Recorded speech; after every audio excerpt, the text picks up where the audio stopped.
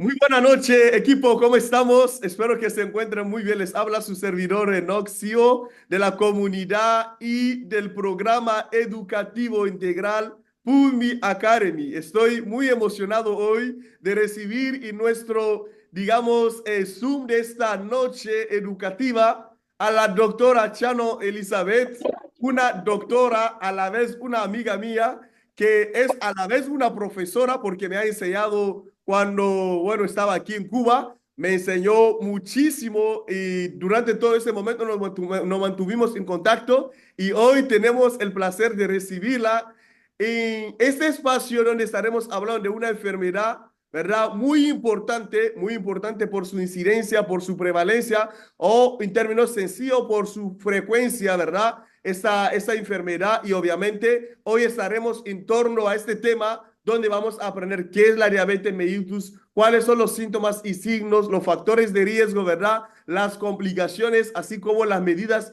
preventivas con un lenguaje que esté al alcance de cada uno de ustedes. Conforme va presentando, preste mucha atención si tiene alguna duda, una pregunta que quieran hacer, con mucho gusto. La doctora está bien preparada como para poder dar respuesta a cualquier duda, cualquier inquietud que ustedes tengan. Doctora Chano, muy buena noche. ¿Cómo estás, doctora? ¿Cómo estás? Muy buenas noches, agradecida con usted por la invitación y bueno, agradecida con todas las personas que están presentes en esta charla educativa. Muchas gracias. Un placer para nosotros recibirle también en esta sala, estimada doctora. Como yo decía, Chano Elizabeth es una doctora especializada en la medicina interna y hoy nos acompaña en este tema muy importante que es la diabetes mellitus. Doctora, dando inicio ya a nuestro programa de esta noche, como antes de empezar con la definición con la cual usted nos va a dar con palabras sencillas, ¿ok? Obviamente no términos técnicos, palabras sencillas que estén al alcance de la comunidad. Recordamos a todos los presentes que somos una comunidad educativa. Ofrecemos educación área de salud, donde invitamos a especialistas o disponemos dentro de nuestro programa especialistas en diferentes especialidades médicas, quirúrgicas, que se reúnen con nosotros hablando de temas de salud, lo cual nos permite hoy más que nunca tener una cercanía con los médicos, conversar con los médicos, aclarar las dudas con los médicos. Estamos en fase de pre-lanzamiento, ya estamos desarrollando la parte técnica, donde ya de aquí en poco van a obtener ese programa disponible en nuestra plataforma de PUMI Academy. Nuevamente, bienvenida mi doctora Chano Elizabeth. Un placer de verdad recibirle en este espacio. Gracias por ser parte de este programa educativo en salud para todos. Y ya para empezar, doctora, ¿qué se entiende por diabetes mellitus? Si alguien está aquí, la comunidad preguntando y queriendo saber qué es la diabetes mellitus, doctora. Muy bien. La diabetes mellitus, para hablarles no en términos médicos, sino en un lenguaje donde toda la comunidad pueda entender, es una enfermedad metabólica que está dada por el exceso de azúcar, ¿verdad? Que circula a nivel del torrente sanguíneo. En el caso de la diabetes puede estar provocada por dos causas principales.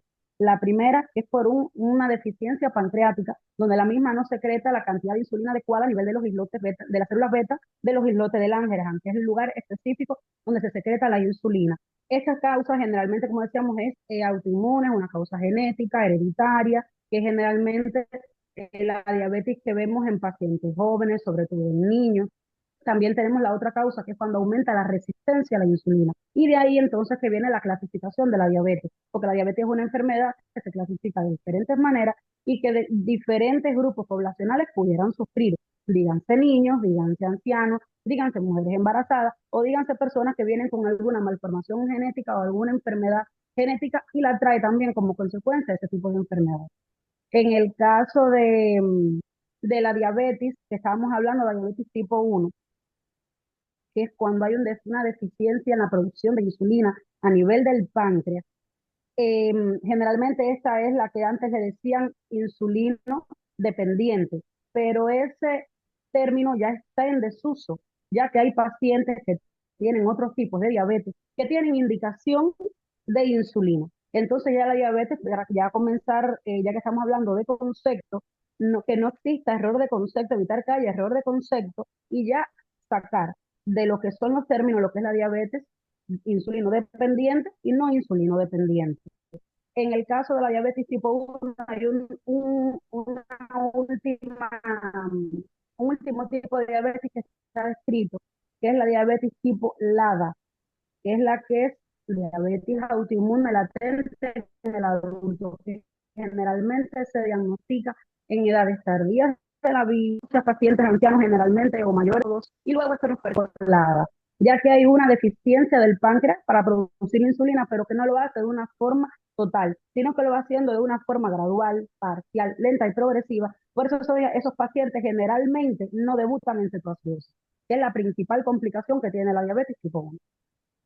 Muchas gracias, muchísimas gracias, doctora, por esta explicación, ¿verdad? Que es al alcance de la comunidad para entender qué es la diabetes mellitus y los dos tipos. O sea, hay esencialmente dos tipos, diabetes tipo 1, ¿verdad? Y diabetes tipo 2, como usted lo acaba de mencionar. Ahora bien, si tendremos, y doctora, si quiere, puede apagar su cámara a lo mejor para que se mejore su conexión, si le parece bien.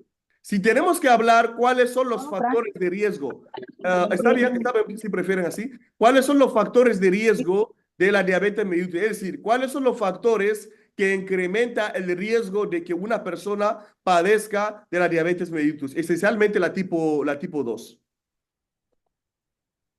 bueno, permiso. Antes de llegar a los factores de riesgo, sí me gustaría decir que solamente no hay dos tipos de diabetes. También está, además de la diabetes tipo 1 y la diabetes tipo 2, está la diabetes gestacional, que como su propio nombre lo indica, es la que se diagnostica durante el embarazo, y está la diabetes secundaria, y ahí es cuando está secundaria a enfermedades endocrinas, como la acromegalia, el Cushing, el feocromocitoma. Está secundaria también al uso de medicamentos como las tiazidas, que hay muchas personas que están usando clortalidona, hidroclorotiazida como tratamiento de hipertensión. Este tipo de medicamento y su uso indiscriminado podría causar diabetes en un futuro, al igual que los esteroides, al igual que algunos de los medicamentos que se utilizan como tratamiento en el VIH. También hay otras causas de diabetes, como por ejemplo enfermedades genéticas, se asocian a enfermedades genéticas como el Turner, el Klinefelter, ¿verdad? Hay otro tipo también de diabetes que es secundaria, enfermedades pancreáticas, dígase neoplasia de páncreas, esos pacientes que tienen también algún trauma a nivel de páncreas, los que se les realiza pancreatectomía, que no es más que la extirpación del páncreas, y enfermedades genéticas del páncreas como la fibrosis quística. Entonces, quedando claro ya que tenemos cuatro tipos de diabetes: diabetes tipo 1, diabetes tipo 2, diabetes gestacional y diabetes secundaria. Dígame si se entendió eso para entonces pasar a los factores de riesgo. Excelente, excelente. Muchas gracias por la aclaración, doctora. Ya podemos hablar de los factores de riesgo.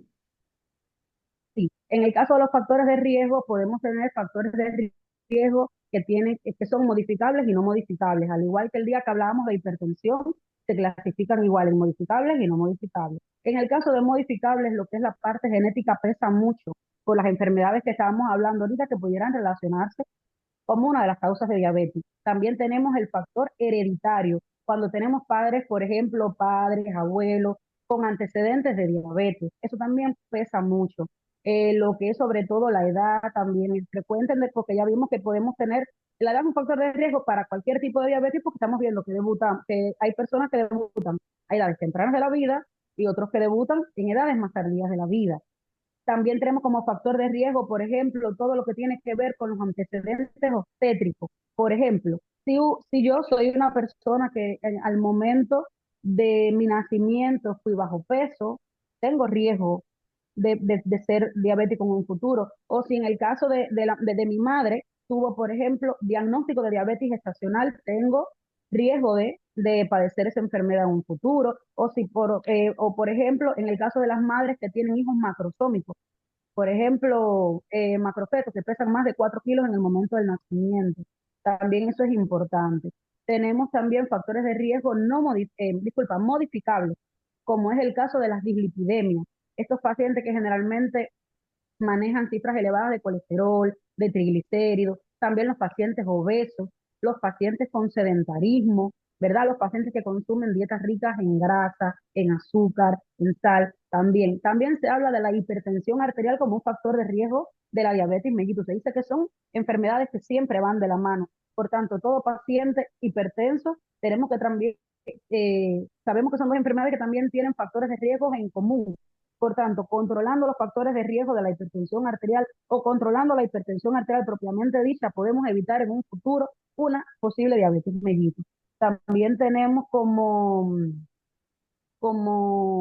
factores de riesgo, como lo decíamos anteriormente, el uso de ciertos medicamentos que se pudieran asociar con una posible aparición de diabetes, díganse los tiazídicos, la fenitoína, los antivirales, los esteroides. Muchas gracias, doctora. Una pregunta a la cual siempre enfrentamos los médicos es que a veces los pacientes nos preguntan, o las personas, la población, oye, mi papá es diabético, mi mamá es hipertensa. ¿Eso significa que forzosamente yo también voy a tener diabetes o hipertensión arterial? ¿Qué significa esto? ¿Cómo lo podemos responder a la persona que nos pregunta al respecto? A ver, generalmente, en este caso, la diabetes que estamos hablando, del que hablamos, tiene un factor hereditario más importante, la diabetes tipo 1. Pero en el caso de los otros tipos de diabetes que generalmente tienen que jugar con lo que son los factores de riesgo, ¿me escuchan? Porque Sí, creo que sí, se sacaron escucha mi bien. Así me- mejor, así mejor. Sin cámara, así mejor se escucha bien. bien, ya, no, porque se me apagó la cámara sola. Bien, como decía, la que tiene un papel más importante como factor hereditario, la tipo 1. Sin embargo, si somos pacientes que tenemos padres, abuelos diabéticos, hipertensos, pero tenemos una dieta adecuada, pero hacemos ejercicio físico, aunque no sea estar en un gimnasio todos los días, pero caminatas, de vez en cuando correr, hacer ejercicio físico, aunque sea moderado. Si llevamos una dieta adecuada, si hacemos un ejercicio físico, adecuado, si no fumamos, si no consumimos drogas, si tratamos de mantenernos con un peso corporal adecuado, podemos evitar la aparición de esta enfermedad en un futuro. O sea que no necesariamente vamos a ser o diabéticos o hipertensos si tenemos padres, abuelos con estas enfermedades. Podemos trabajar sobre los factores de riesgo para de esta manera prevenirlos. Ok, excelente respuesta, doctora. Es decir, que en estas enfermedades, más allá de la predisposición genética, influye muchísimo el factor ambiental, es decir, el hábito de vida, a grosso modo. A eso usted se refiere, ¿verdad? Doctora, ¿nos escucha? Correcto. ¿Nos escucha? Sí, Ah, sí, perfecto. Entonces, doctora, con mucha frecuencia escuchamos también la población diciendo a veces, he encontrado muchos que dicen, bueno, yo hace 5 años, hace 10 años atrás, yo fui diabético. La misma pregunta que hicimos la semana pasada en torno al tema de la hipertensión arterial. Dice, yo, bueno, cuando tenía 40, 50 años, me diagnosticaron de diabetes, pero ya me curé, ya estoy ahora sano, o sea que ya se me pasó. ¿Qué respuesta usted profesional especializada en el tema no pueden dar o pueden dar a la población que, digamos, piensan así? ¿Será que son enfermedades, es decir, crónicas o son enfermedades donde es una enfermedad donde se puede curar o se controla? ¿Cómo es el tema al respecto? bien. La diabetes mellitus es una enfermedad crónica no transmisible, al igual que la hipertensión. Entonces, son enfermedades que una vez diagnosticadas se controlan, se compensan, pero no se curan del todo. Entonces, aquí vamos a llegar a un punto importante. Muchas veces nos encontramos un paciente que ya está controlado o compensado de la diabetes, maneja cifras de glucemia normal y dice, ya estoy bien, no me voy a poner más insulina o no me voy a tomar más los medicamentos antidiabéticos o hipoglucemiantes orales, como también se le dice. Y eso es incorrecto, porque la idea es llegar a un control metabólico adecuado, con una buena dieta y una buena medicación. Entonces, no es una enfermedad que se cura, sino es una enfermedad que se controla y si logramos compensarla, evitamos la aparición de complicaciones. Pero una vez diagnosticado, ya vas a ser diabético toda la vida. Ok, doctora, muchas gracias. Hablando ya del diagnóstico, ¿cuáles son los síntomas y signos clínicos que nos orienta hacia, digamos, cómo yo puedo saber o cómo una persona puede saber que estoy presentando síntomas que habla a favor de la diabetes mellitus? ¿Cuál es el cuadro clínico de esta enfermedad? Bien, a la diabetes mellitus le dicen la enemiga silenciosa, porque muchos pacientes son diabéticos y se pasan años asintomáticos y a veces debutan en el curso de complicaciones, ya sean tanto agudas como crónicas, que luego vamos a conversar de eso. Pero los síntomas también se le dice para un mejor manejo, ¿no? La enfermedad de las 5 P. Ujú. Decimos que el paciente tiene poliuria, que es cuando orina mucha cantidad y en mucha frecuencia, ¿verdad? Polidipsia, que es el deseo constante de tomar agua. Está la polifagia, que es cuando tienen generalmente tienen mucha ansiedad por comer, sobre todo comer los alimentos dulces. También está el prurito, que no es más que la picazón, ¿verdad? Sobre todo a nivel de los genitales. Y la pérdida de peso, que la pérdida de peso a veces es el síntoma que más se les llama la atención y por eso acuden al doctor. Hay otros síntomas como a veces pueden tener desmayo, a veces pueden debutar durante crisis hipoglicémica, a veces les puede dar mareo, visión borrosa, decaimiento, pero los 5 síntomas capitales son esos: poliuria, orinas abundantes y frecuentes; polidictia, mucho deseo de tomar agua; polifagia, que es el deseo de comer muchos alimentos, sobre todo los dulces; prurito, que es la picazón; y la pérdida de peso. Entonces, a veces tenemos pacientes que el debut de la diabetes, como decíamos, lo hacen a través de complicaciones, sobre todo los pacientes jóvenes. Mucho cuidado con los pacientes jóvenes que están refiriendo: mamá, papá, tomo mucha agua, todo el tiempo quiero comer dulce, me he puesto delgado. Y muchas veces decimos, bueno, es un adolescente, es normal que esté delgado. Siempre tenemos que prestarle atención a nuestros hijos, porque entonces llega el momento en que ese paciente lleva semanas o meses refiriendo síntomas sugestivos de diabetes, y cuando debuta en un cuerpo de guardia, en emergencia, en cetoacidosis diabética, que es la complicación más temida de la diabetes mellitus y que generalmente lleva al coma y a la muerte del paciente. Tienes diagnosticado a tiempo.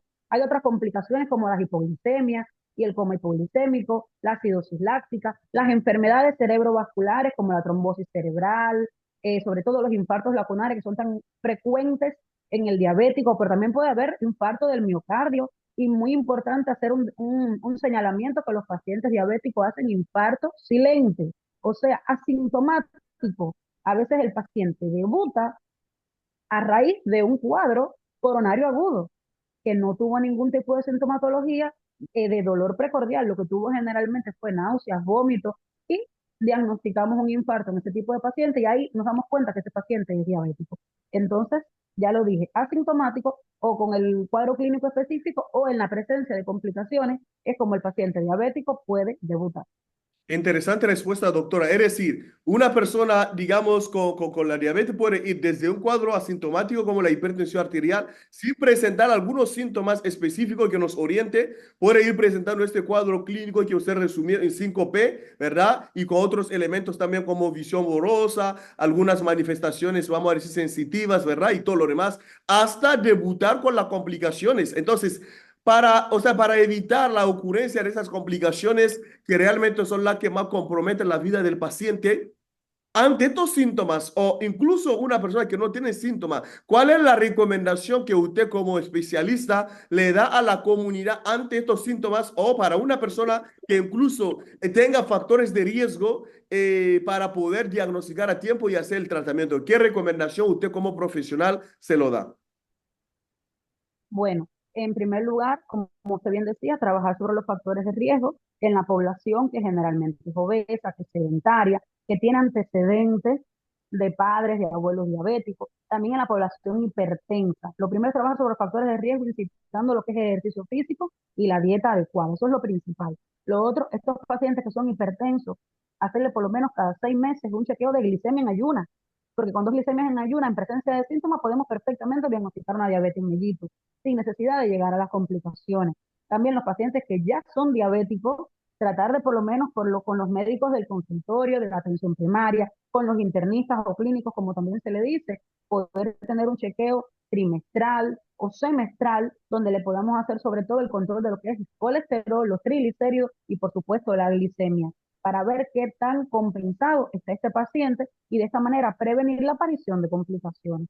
Recordar que el hecho de que estén supuestamente controlados y que tengan un medicamento adecuado no significa que van a violar la dieta ni a violar el ejercicio físico. Eso es importante.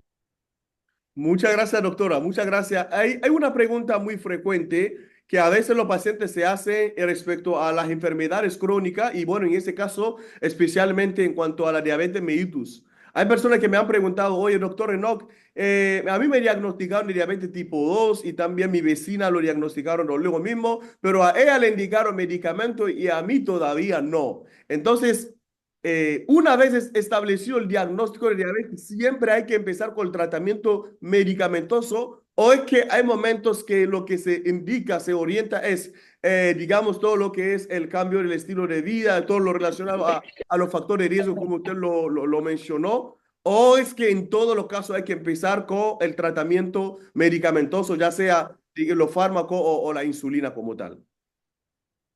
No, todo depende de recordar una frase muy importante que es que hay enfermos, no enfermedades. Estamos hablando de una enfermedad que puede verse en cualquier tipo de paciente, ya sea sexo masculino, sexo femenino y a cualquier edad. Entonces, usted no va a tratar a un paciente joven de 18 años que llegó en cetoacidosis, que sabemos que es una diabetes tipo 1 y desde ese minuto ya lleva tratamiento agresivo primero para su complicación y que sabe que luego va a llevar tratamiento insulínico a un paciente de 50 años, obeso, que te debutó con una glicemia en ayuno en 9. Hay pacientes que usted puede modificar, trabajar en esos estilos de vida y darle un margen en dependencia de lo que usted considere como médico, 1, 2, 3 meses, a ver si con dieta mejora, porque hay pacientes diabéticos que nunca llegan a tomar medicación. Hay pacientes diabéticos que solo con dieta logramos el control, ¿verdad? Entonces usted lo que va a hacer es hacerle evaluaciones seriadas y de ahí entonces determinar qué medicación le va a poner, en dependencia si es un paciente diabético obeso o si es un paciente diabético delgado o si tiene criterios de insulinización, o sea, del uso de la insulina. Todo va a depender del tipo de paciente, de la manera en la que debuta y con las cifras de glicemia que debuta. Porque incluso hay pacientes que te debutan, llevan un cuadro lento y progresivo, llevan 3 meses sintiéndose mal, tienen 60, 50 años y te debutan con 18 de glicemia. Entonces, esos pacientes usted lo ingresa, le ponen un primer momento tratamiento insulínico, ya sea con los esquemas de insulina simple, insulina lenta, ¿verdad? Y luego que usted logra la compensación de ese paciente, y ese paciente puede irse para su casa con hipoglicemiantes orales. O sea que ese paciente incluso puede llevar tratamiento con insulina en un primer momento que estaba descompensado y luego mantenerse en su hogar con tabletas solamente y con dieta. Muchas gracias, doctora. Muy buena respuesta, ¿no? Ahí ya estoy viendo algunas preguntas que está haciendo la comunidad. Una tiene que ver, doctora, Vamos con el tema de las complicaciones, como usted mencionó, algunas complicaciones. Y dice Guillermo, la cetoacidosis tiene consecuencias posteriores, es su pregunta. ¿A qué se deben las amputaciones? ¿Cómo y cómo se pueden evitar? Pero, doctora, ahí tiene la palabra. La cetoacidosis tiene consecuencias posteriores.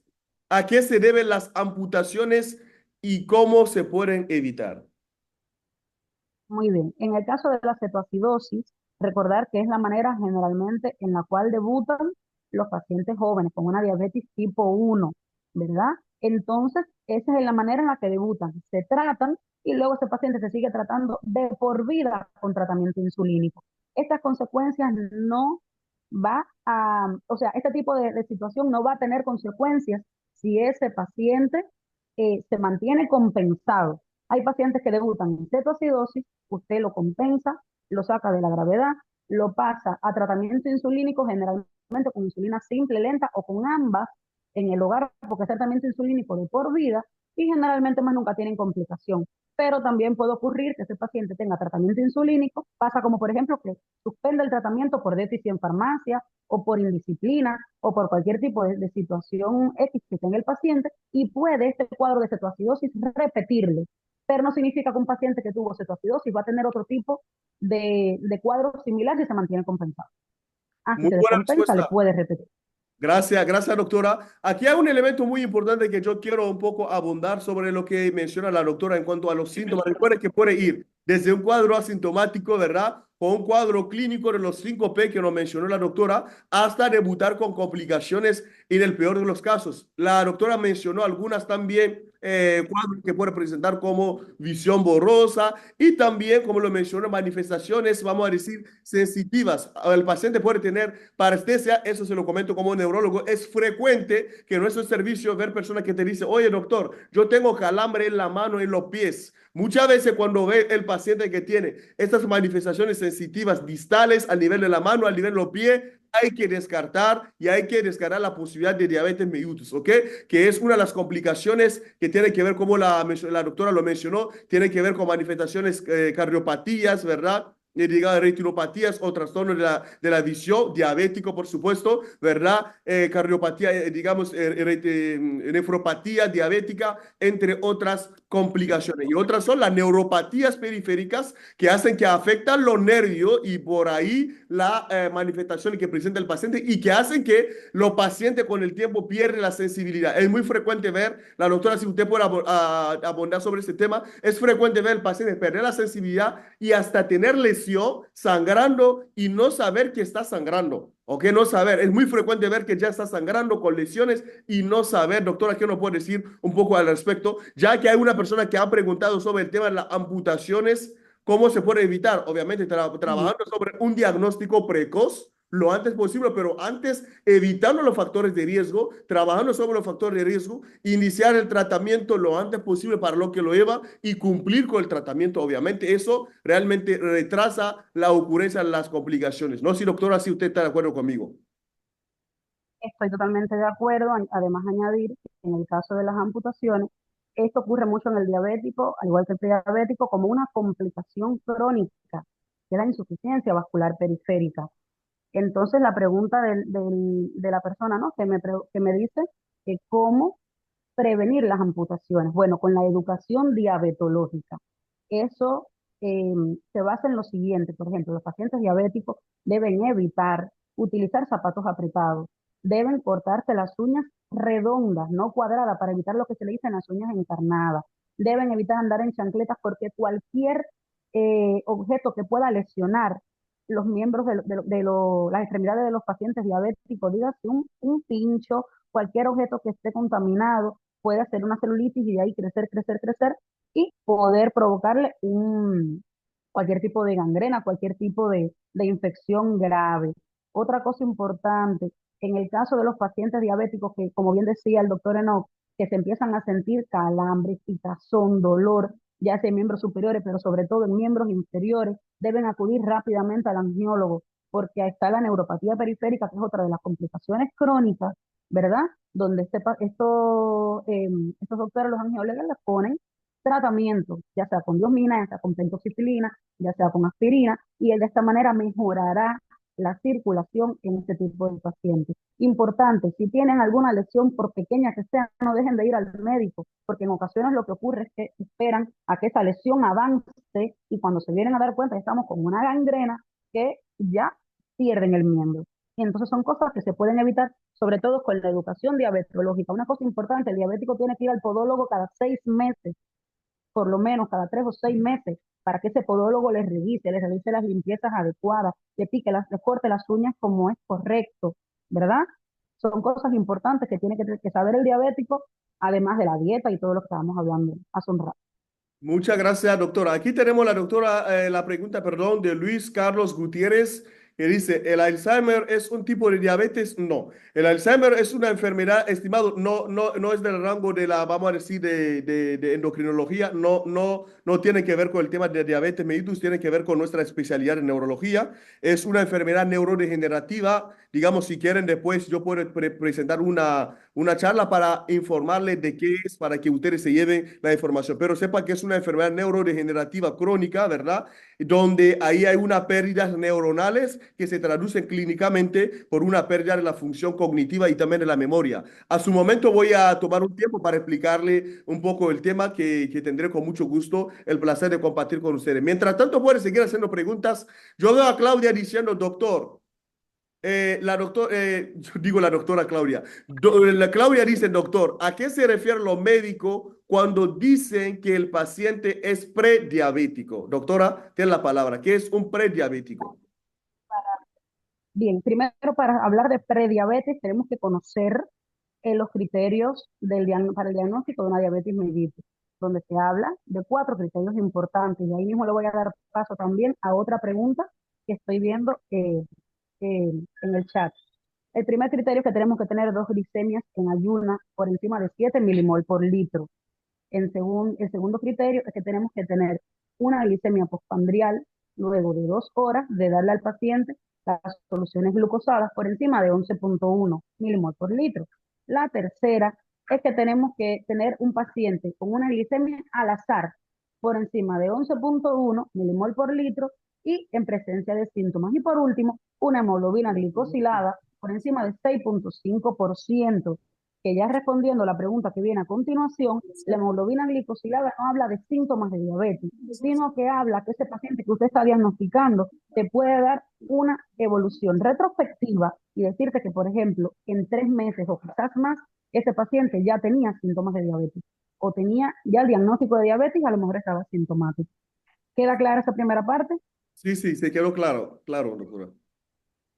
La hemoglobina glicosilada no habla de síntomas, sino habla de un control metabólico retrospectivo, anterior, que te habla del control metabólico del paciente con 3 meses anteriores a la fecha actual. Entonces, doctora, ya que hablamos de los criterios diagnósticos de diabetes, ¿cuándo decimos que estamos en prediabetes? Bueno, cuando tenemos cifras que se están acercando a, a las cifras que estamos hablando, que son criterios diagnósticos, y que además el paciente tiene o antecedentes familiares de diabetes o presencia de síntomas. En el caso de la prediabetes, podemos decir que estamos hablando de prediabetes cuando tenemos unas cifras en ayuna, ya, glicemia en ayuna, de 5,6 a 6,9 milimol por litro. También en la glicemia, esta postprandial a las 2 horas de las soluciones glucosadas, de 7,8 a 11 milimol. Y por último, una hemoglobina glicosilada de 5,7 a 6,4%. O sea que son cifras bien cercanas a las que son criterios diagnósticos de diabetes. Muchas gracias, doctora. Aquí tenemos a Guillermo preguntando, ¿la insulina qué contraindicaciones tiene? ¿Hay alguna dosis que sirve de alarma de complicación? Y también dice, de la misma manera, la metformina, ¿qué contraindicación tiene? O sea, contraindicación de insulina, de metformina y también alguna, digamos, cifras de alarma, si se puede reformar así.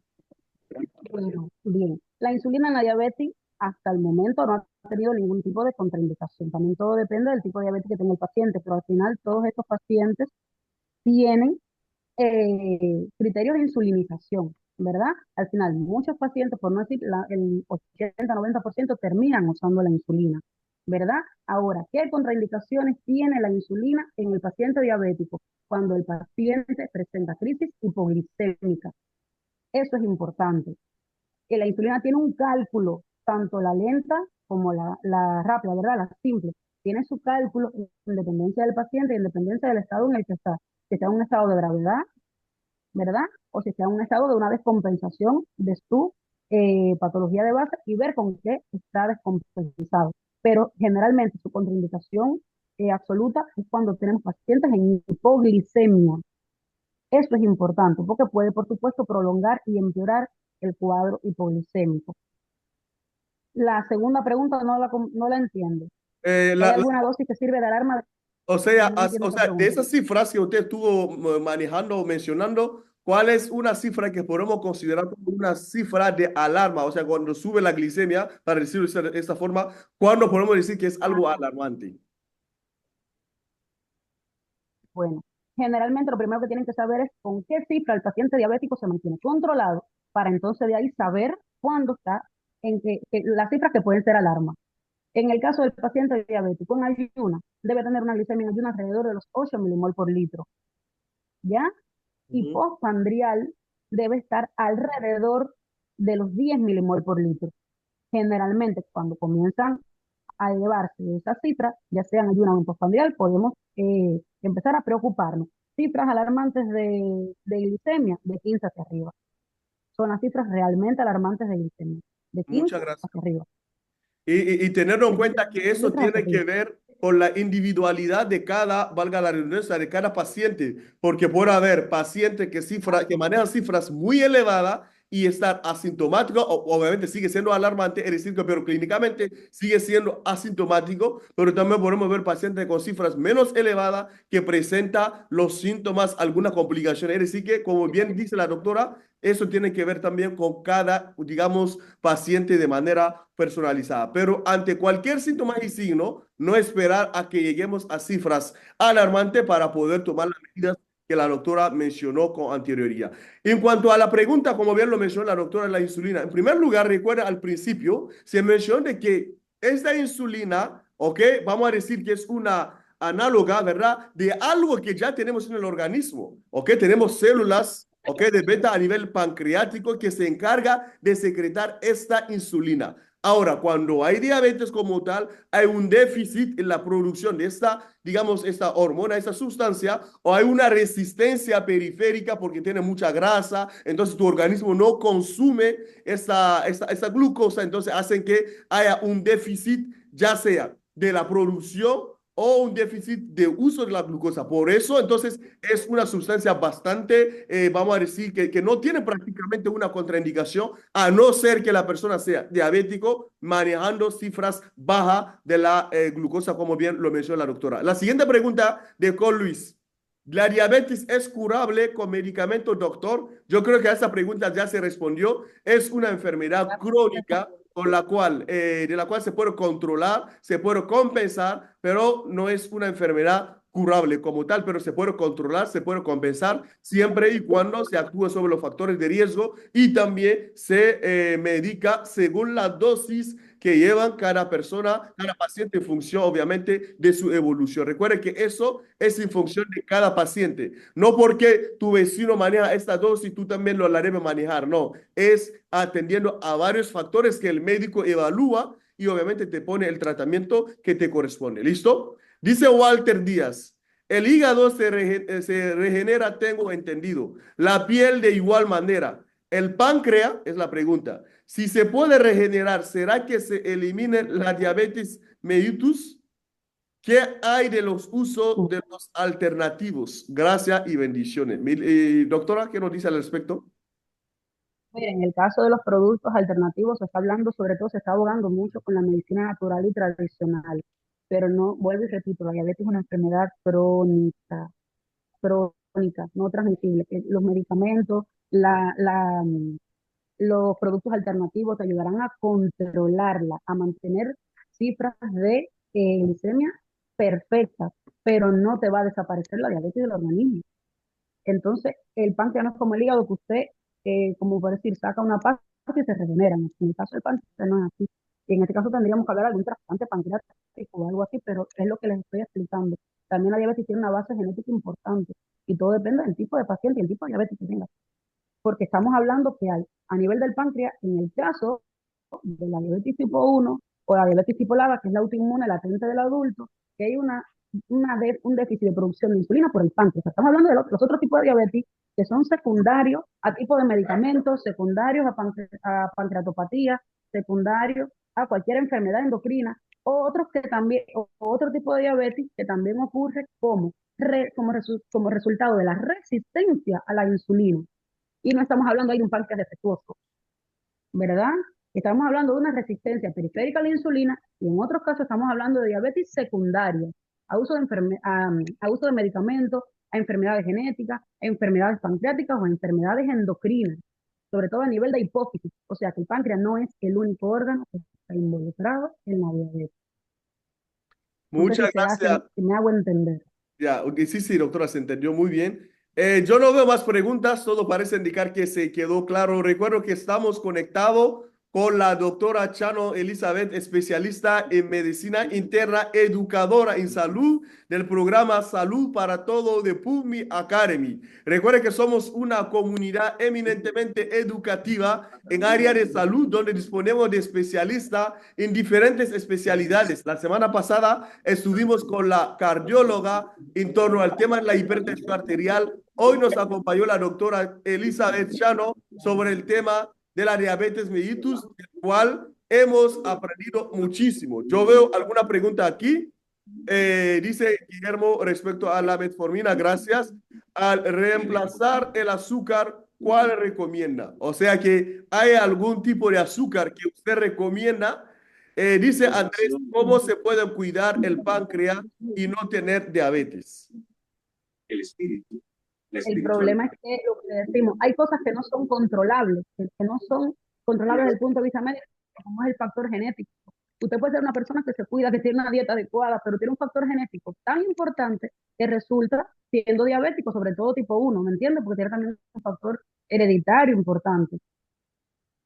¿Me Perfecto. hago entender? Sí, o sea, ¿Sí? ¿Me escucha? como bien lo explicó la doctora, recuerde que hemos hablado a grosso modo de dos grandes factores de riesgo. Existen los factores de riesgo no modificables y entre ellos todo lo que tiene que ver con la edad, la carga genética, es decir, esa predisposición que tú tienes por los genes que has recibido, vamos a decir, me gusta hablar para que me entienda, de tus padres, de tus abuelos, la genética que tú has recibido, que esta genética te predispone o no te dispone a menor o mayor grado en función de la carga genética que recibe de tus padres, de tu, digamos, de todo lo que es tu ascendencia, ¿verdad? Esto no lo puede cambiar. Se está trabajando como lo vimos el día que se logren algo en la parte de terapia génica, ¿verdad? Ahí se está haciendo un trabajo, pero hasta en la actualidad realmente lo que es genético no lo podemos cambiar. Ahora, ¿en qué nos debemos concentrar? Nos debemos centrar más bien en los factores de riesgo modificables, que son todo lo que Correcto. mencionó la doctora y que lo explicó a la perfección, lo que hay que evitar para reducir el riesgo de presentar esta enfermedad. Doctora, muchísimas gracias. Ha sido para nosotros un placer enorme poder recibirle. Recuerde que estamos desarrollando nuestra academia educativa en área de salud, donde vamos a estar cada semana en constante comunicación con educadores bien preparados, como es la doctora Chano Elizabeth, y también estaremos conectados, ¿verdad?, con educadores en crecimiento y desarrollo personal, financiero, empresarial, con, digamos, expertos en marketing, expertos en tema de educación, de aprender idiomas, donde vamos a estar aprendiendo en función de crecer y avanzar y todo, obviamente, desde nuestra plataforma educativa Pumi Academy. Bendiciones, feliz noche. Nos estaremos viendo para una próxima edición. Chao, chao. Hasta la próxima. Doctora Chano Elizabeth, muchas gracias por su presencia. Nos estaremos viendo para una próxima edición. Gracias, bendiciones. Un placer. Gracias, el placer nuestro.